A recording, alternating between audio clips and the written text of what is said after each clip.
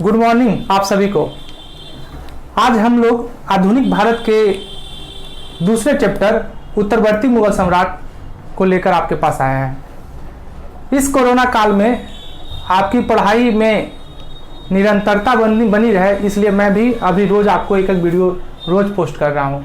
आप भी अपनी पढ़ाई में कंटिन्यूटी बना के रखिए और खूब पढ़िए, क्योंकि जो चीज़ आपको चैलेंज करती है वही आपको चेंज करती है। जैसे इस कोरोना ने मुझे भी कुछ चेंज किया कि मैं अब ऑनलाइन भी पढ़ाने लगा, जो मुझे क्या अपने आप में मुझे विश्वास नहीं था कि मैं ऐसा कर सकता हूँ, लेकिन मैं ऐसा कर रहा हूँ। ये आप लोग का प्यार है, आप लोग जो इतना कमेंट दे रहे हैं, इतना लाइक कर रहे हैं, मेरे वीडियो को सब्सक्राइब कर रहे हैं, उसके कारण। तो चलिए आज हम लोग उत्तरवर्ती मुगल सम्राट शुरू करते हैं। उत्तरवर्ती मुगल सम्राट जानने से पहले हम लोग 2-3 बातों पर थोड़ा सा जान ले कि उत्तरवर्ती मुगल सम्राट जो है वो मुगल वंश के ही अंतर्गत आते हैं, लेकिन मैंने इसे आपको समझाने के दृष्टिकोण से मुगल वंश को 2 भागों में बांट दिया। मुगल वंश जिसकी स्थापना 1526 में बाबर के द्वारा की गई थी और 1857 में बहादुर शाह द्वितीय जो इनके अंतिम बादशाह थे, इन्हीं के शासनकाल में मुगल वंश का पतन हो गया। कहा जाता है कि जितने अच्छे से बाबर ने इसकी स्थापना की, उतने ही कहा जाता है खराब तरीके से इनका पतन हुआ। उनके पतन के बहुत कारण है, उस पर भी मैं चर्चा करता हूं। तो मुगल वंश का जो शासनकाल है वो 1526 से 1857 है। 1526 से 1857। 1526 में मुगल वंश की स्थापना बाबर ने की थी। ये देखिए, मुगल वंश के कुछ शासक का नाम मैंने इधर लिखा है और कुछ उत्तरवर्ती मुगल सम्राट का इधर रखा है। 1 2 3 4 5 6 शासकों ने जहां 150 वर्षों तक शासन किया, वहीं 1707 से लेके 1857 तक इधर लगता है 1.5 साल भी नहीं पूरा होते हैं। 3 2 5 2 7 3 10 11 शासकों ने इधर शासन किया। तो सोचिए इनके शासन करने का तरीका क्या था, क्यों एक ये कंटिन्यूटी बना के नहीं रख सके। तो चलिए शुरू करते हैं। कहा जाता है कि मुगल वंश की स्थापना बाबर ने 1526 में की थी, लोदी वंश के राजा को हराकर, इब्राहिम लोदी को हराकर। उसके बाद हुमायूं राजा बने, जिनका 2 शासनकाल है, 1530 से 1540, 1555 से 1556। ये बीच में गैप इसलिए है क्योंकि बीच में आपका एक सूर वंश आता है, सूर वंश, जिसके संस्थापक कौन थे? शेरशाह सूरी। तो बीच में ये जो आपका 41 से 55 तक का जो काल है वो सूर वंश का था, जिसके प्रमुख राजा थे शेरशाह सूरी। उसके बाद फिर अकबर आते हैं 1556 से 1605, जिन्हें महान अकबर कहा जाता है। भारत के 2 ही ऐसे राजा हैं जिनके नाम के आगे महान लगता है या पीछे भी, अशोक महान, अकबर महान। ये देख आपने, एक सिकंदर महान भी लगता है, लेकिन सिकंदर भारत के नहीं थे, वो यूनान के थे। उस बाद अकबर के बाद आए जहांगीर का शासनकाल 1605 जिसे 1627 ईस्वी तक था। मैंने अभी भारत में अंग्रेजों का आगमन में जहांगीर के बारे में बताया था। जहांगीर के बचपन का नाम सलीम था। उसके बाद शाहजहां है, शाहजहां के बचपन का नाम खुर्रम था और शाहजहां के बाद औरंगजेब आए। जितना अच्छा से अकबर ने मुगल वंश को अपने चरम की स्थिति पर पहुंचाया, बाकी के शासकों ने उतने इसे संभाल ना सके, क्योंकि अकबर का मानना था सबका साथ सबका विकास। लेकिन धीरे धीरे जितने भी राजा हुआ, औरंगजेब जो थे वो सबका साथ सबका विकास में यकीन नहीं रखते थे। वो किसी एक विशेष धर्म पर ज्यादा ध्यान भी देने लगे थे, जो उनके पतन का भी कारण बना। औरंगजेब तक तो मुगल वंश बिल्कुल बहुत अच्छे तरीके से चली, लेकिन उत्तरवर्ती मुगल सम्राट आते आते इनकी शक्ति बहुत ही कमजोर हो गई। कुछ ऐसे भी सम्राट हुए जिनकी सत्ता तो सिर्फ लाल किला तक ही निहित रह गई, जो सिर्फ अंग्रेजों की कठपुतली बनकर रह गए। जैसे बात करते हैं बहादुर शाह प्रथम की, जिनका शासनकाल 1707 से 1712 तक है। इनका उपनाम, जितने भी उत्तरवर्ती मुगल सम्राट पढ़िएगा उसमें से कुछ का उपनाम बराबर पूछा जाता है। मैं इसे अलग अलग भी चर्चा करूंगा। इन्हें साहिब-ए-खबर कहा जाता है, इन्हें साहिब-ए-खबर, जिसका कोई खबर ना हो। उनके बाद बने जहांगीर शाह, जिनका शासनकाल 1712 से 1713 तक था। इन्हें लंपट मूर्ख कहा जाता है, लंपट मूर्ख। उसके बाद आए फर्रुखसियल, 1717 से 1719 इनका शासनकाल है, जिन्हें इतिहास में घृणित कार्य कहा जाता है। और फर्रुखसियर ने ही 1717 को फरमान अंग्रेजों को दिया था, जो अंग्रेजी साम्राज्य का क्या है, मैग्ना कार्टा साबित हुआ था। उसके बाद दो ऐसे शासक आए जो बहुत कम समय तक रहे, रफी उद दर्जात 28 फरवरी 1719 4 जून 1719 तक, जो सबसे कम समय तक रहे। उसके बाद रफी उद दौला जो 6 जून 2017 से सितंबर 1719 तक रहे। मोहम्मद शाह जो 1719 से 1748 तक रहे। इतिहास में इन्हें रंगीला बादशाह कहा जाता है जी। और इन्हीं के शासनकाल में 1739 में नादिर शाह का आक्रमण हुआ था। नादिर शाह का आक्रमण हुआ था, जिन्हें ईरान का नेपोलियन कहा जाता है। और नादिर शाह ने ही भारत से कोहिनूर हीरा और तख्ते हाउस लेके चला गया था। तो प्रश्न ये भी आता है, तख्ते हाउस जिसे शाहजहां ने बनाया था, तख्ते हाउस को ले जाने वाला या तख्ते हाउस पर प्रश्न आएगा, तख्ते हाउस पर बैठने वाला अंतिम मुगल शासक कौन था? मोहम्मद शाह। कोहिनूर हीरा का अपना ही एक इतिहास है, थोड़ा सा उस पर चर्चा कर लेते हैं। कोहिनूर कोहिनूर कोहिनूर का फारसी भाषा में अर्थ होता है रोशनी का पहाड़। रोशनी का पहाड़। कोहिनूर के बारे में बहुत सारी कहानियां प्रचलित है, मैं लेकिन आपको एक संक्षिप्त कहानी बताता हूं। कहा जाता है कि 13वीं शताब्दी में कोहिनूर हीरा सबसे पहले गोलकुंडा की खान से गोलकुंडा की खान से निकला था। ये प्रश्न आता है, कोहिनूर हीरा कहां से निकला था? गोलकुंडा की खान से। गोलकुंडा कहां है? आंध्र प्रदेश में है। सर्वप्रथम ये मालवा के शासक के पास था। उसके बाद फिर कोहिनूर जो कहा जाता है, ये आगे चलकर ये शाहजहां के पास आए। शाहजहां के पास ये आया। कुछ किताब ये भी लिखते हैं कि ये इसे बाबर के पास भी आया था। कुछ किताब इसे शाहजहां से लिखते हैं, तो हम शाहजहां से ही चर्चा करते हैं। ये शाहजहां के पास आया था। शाहजहां ने जहां इस कोहिनूर हीरो को कहा जाता है अपने तख्ते हाउस में मिला दिया था, तख्ते हाउस में लगा दिया था। शाहजहां के बाद ये कोहिनूर चलते चलते चलते मोहम्मद शाह के पास आता है, और यही मोहम्मद शाह से फिर नादिर शाह इस कोहिनूर हीरो को लेकर चला जाता है।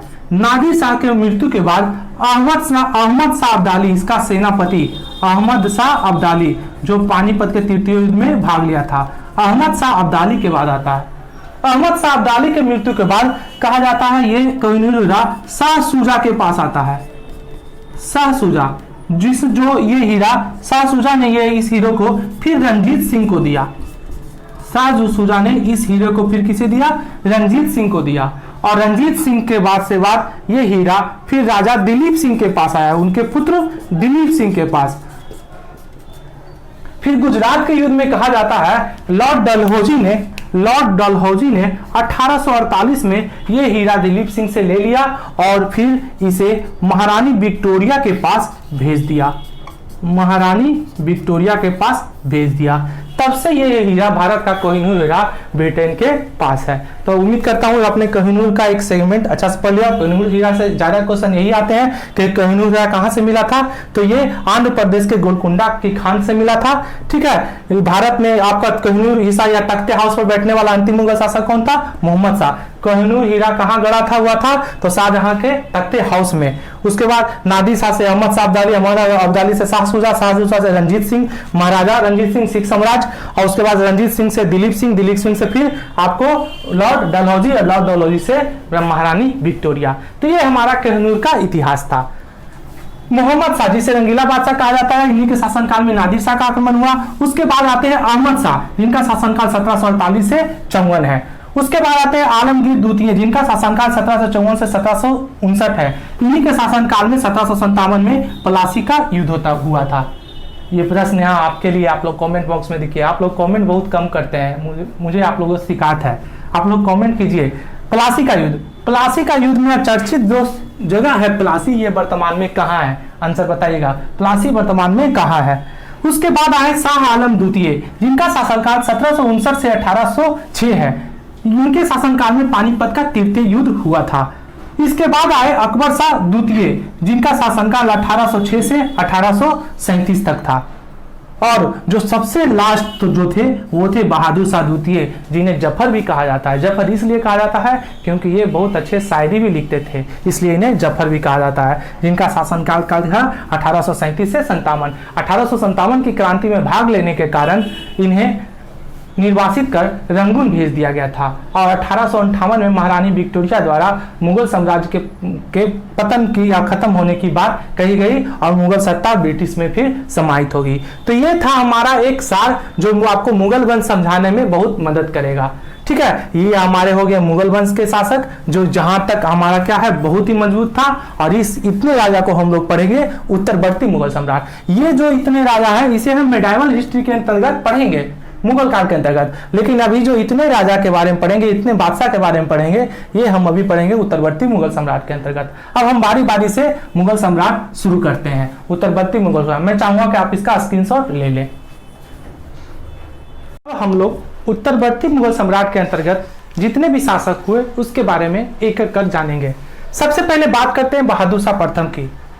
कहा जाता है कि 3 मार्च 1707 को जब औरंगजेब की मृत्यु हुई तो उनके 3 पुत्रों के बीच सत्ता के लिए संघर्ष हुआ, जिसमें उनके वजीर के सपोर्ट के कारण उनके बड़े पुत्र मुअज्जम ने बहादुर शाह प्रथम के नाम से गद्दी पर बैठा।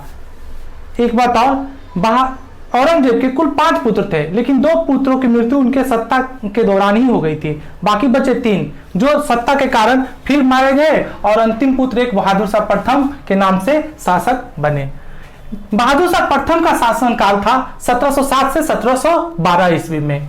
इन्हें इतिहासकार गफी खान ने साहेब-ए-खबर की उपाधि से नवाजा था।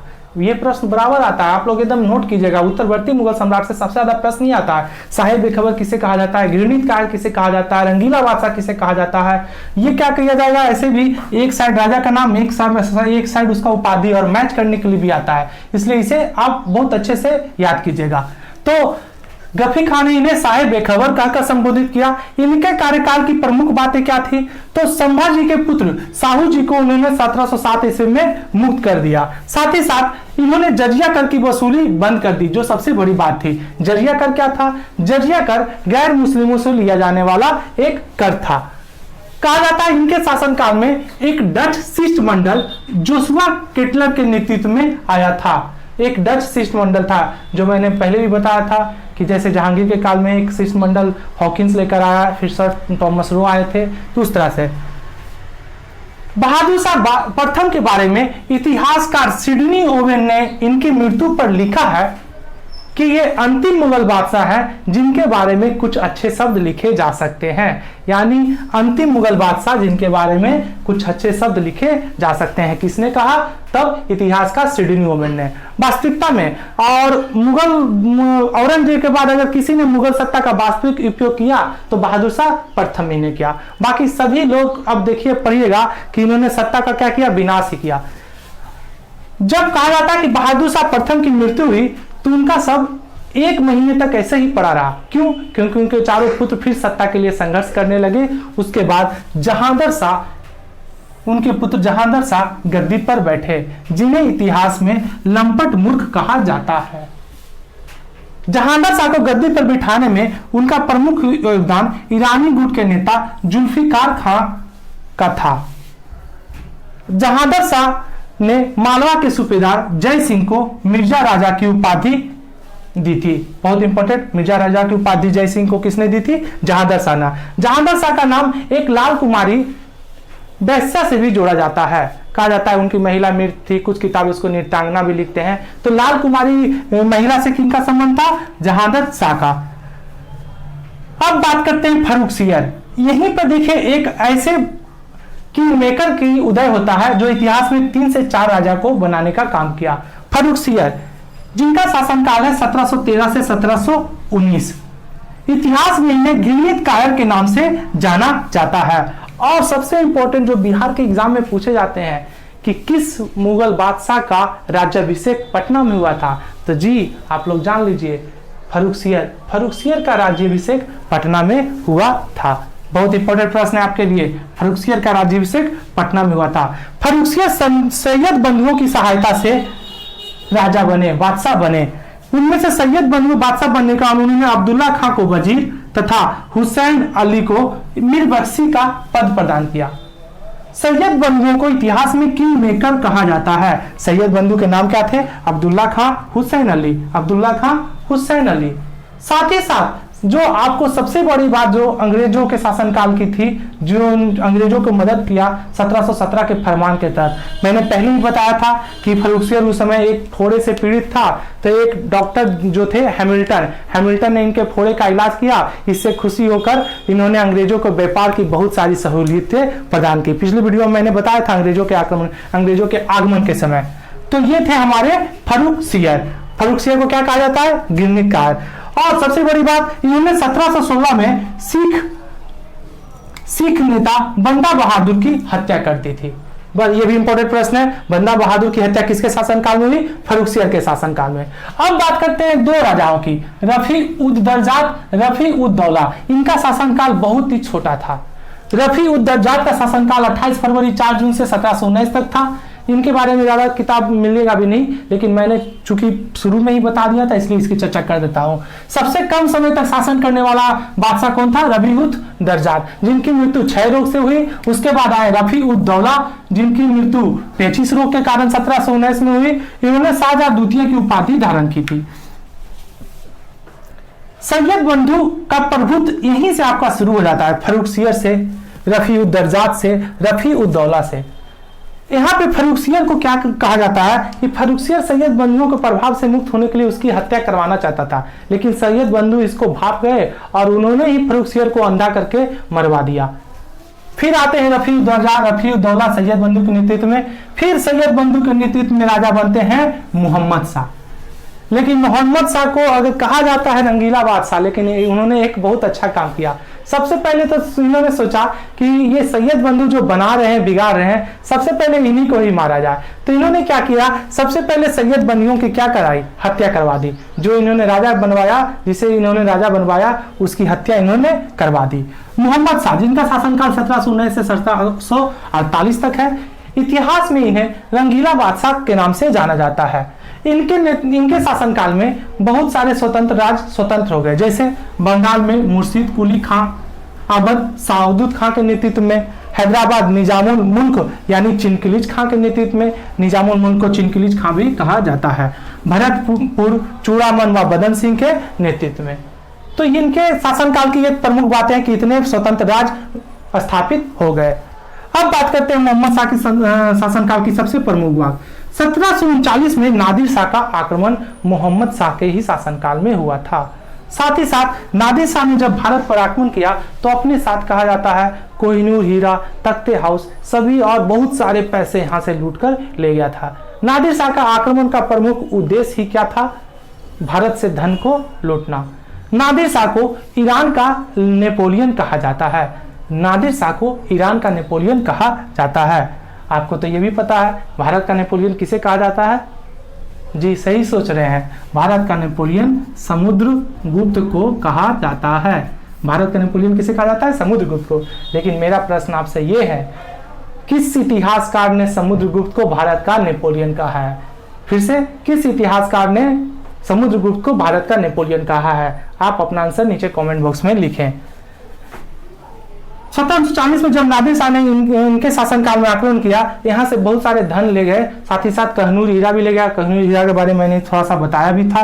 ठीक है, इनके शासन की प्रमुख बात क्या थी? सैयद बंधुओं की हत्या, यानी सैयद बंधुओं का वर्चस्व अब खत्म हो गया। 1720 में उन्होंने जजिया कर को अंतिम रूप से क्या कर दिया? समाप्त कर दिया। इनके ही शासनकाल में 1748 में जब 1747 में नादिर शाह की मृत्यु होती है तो उनके सेनापति अहमद शाह अब्दाली शासक बनते हैं और अहमद शाह अब्दाली का आक्रमण 1748 में हुआ था।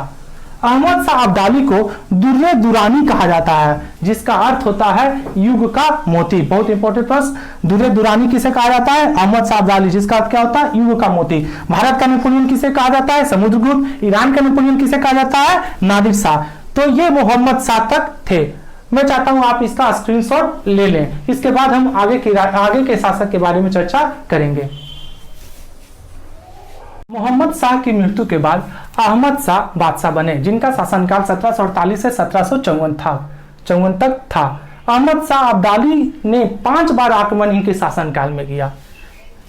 अहमद शाह के बारे में कहा जाता है कि सैनिकों को वेतन देने के लिए इनके पास पैसे नहीं थे, जिसके लिए उन्होंने अपने महल के बर्तन तक बेच डाले थे। इमादुल मुल्क ने मराठों की सहायता से इन्हें अपदस्थ करके इन्हें हटा के आलमगीर द्वितीय को बादशाह बनाया। आलमगीर द्वितीय जिनका शासनकाल 1754 से 1758 तक है। मराठों ने 1758 में इन्हीं के शासनकाल में दिल्ली पर आक्रमण किया था और साथ ही साथ जो प्लासी का युद्ध लड़ा गया था वो आलमगीर द्वितीय के शासनकाल में लड़ा गया था। हम लोग आगे के चैप्टर में प्लासी का युद्ध, बक्सर के युद्ध के बारे में चर्चा करेंगे।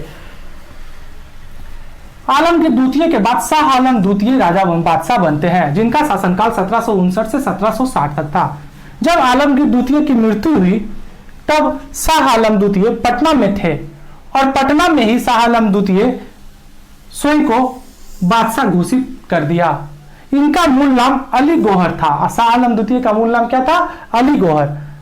इनके शासनकाल की प्रमुख बातें क्या है कि ये 1764 में बक्सर के युद्ध में भाग लिया था। बक्सर के युद्ध में उन्होंने भाग लिया था और 1765 में इलाहाबाद की संधि के तहत ये प्रथम मुगल बादशाह थे जो पेंशन भोगी बन गए, यानी अंग्रेजों के पेंशन पर आश्रित रहने वाले पहले मुगल बादशाह कौन थे? शाह आलम द्वितीय। इन्हीं के शासनकाल में अंग्रेजों का दिल्ली पर अधिकार हो गया, यानी समझिए मुगल व्यवस्था एकदम अपने पतन की ओर चली गई। शाह आलम द्वितीय के बाद राजा बनते हैं अकबर द्वितीय। कहा जाता है, सबसे इंपॉर्टेंट प्रश्न इससे निकलता है, अंग्रेजों के संरक्षण में बनने वाला प्रथम मुगल सम्राट कौन था? तो अंग्रेजों के संरक्षण में बनने वाला प्रथम मुगल सम्राट अकबर द्वितीय था, जिनका शासनकाल 1806 से 37 था। इनसे एक क्वेश्चन ज्यादातर पूछा जाता है, किसने राम मोहन राय को राजा की उपाधि दी थी? तो अकबर द्वितीय ने राम मोहन राय को राजा की उपाधि दी थी, तब से इन्हें राजा राम मोहन राय कहा जाता है। ये अपने पेंशन के लिए राजा राम मोहन राय को ब्रिटेन भेजे थे, लेकिन दुर्भाग्यवश ब्रिटेन में ही राजा राम मोहन राय की मृत्यु हो जाती है और ये प्रश्न पूछा जाता है, राजा राम मोहन राय की समाधि कहाँ है? तो राजा राम मोहन राय की समाधि ब्रिटेन के ब्रिस्टल में है। ये प्रश्न बराबर पूछा जाता है, एकदम ये को नोट कर लीजिएगा। राजा राम मोहन राय की समाधि कहाँ है? तो ब्रिटेन के ब्रिस्टल में है। अकबर द्वितीय के बाद अंतिम मुगल सम्राट जो थे वो थे बहादुर शाह द्वितीय, जो बिना साम्राज्य के सम्राट थे, यानी कहा जाता है कि सिर्फ लाल किले तक इनकी शासन व्यवस्था थी। शायरी लिखने के कारण इन्हें जफर कहा जाता है। 1857 की क्रांति में इन्होंने भाग लिया, जिसके बाद 1857 की क्रांति के बाद अंग्रेजों ने इन्हें अरेस्ट करके गिरफ्तार करके रंगून भेज दिया और 1862 में इनकी मृत्यु हो गई। चूंकि ये शायर थे तो मरते मरते उन्होंने एक बात ये जरूर लिखा था, ना किसी के आंख का नूर हूं, ना किसी के दिल का करार हूं, जो किसी के काम ना आ सका वो बुझता हुआ चिराग हूं। इसी शायरी के कारण इन्हें जफर भी कहा जाता है। तो ये था हमारा उत्तरवर्ती मुगल सम्राट के अंतर्गत बहादुर शाह द्वितीय तक का सफर। आशा करता हूं कि आपको उत्तरवर्ती मुगल सम्राट से अब एक भी क्वेश्चन नहीं छूटेगा। आप अच्छे से इसका नोट्स बनाइए और जितने भी सवाल इससे क्रिएट होते हैं सेट बनाइए। जल्दी मैं आप लोग के लिए क्वेश्चन का भी सेट टेस्ट सीरीज लेकर आ रहा हूं जल्दी। तो आप लोग बस अच्छे से पढ़िए, नोट्स बनाइए, घर में रहिए, स्वस्थ रहिए, सुरक्षित रहिए और मेरे वीडियो को लाइक कीजिए, शेयर कीजिए और जिनको ज़्यादा ज़रूरत है उनके पास मेरे वीडियो को पहुंचाइए। थैंक यू, धन्यवाद। आपका दिन शुभ हो।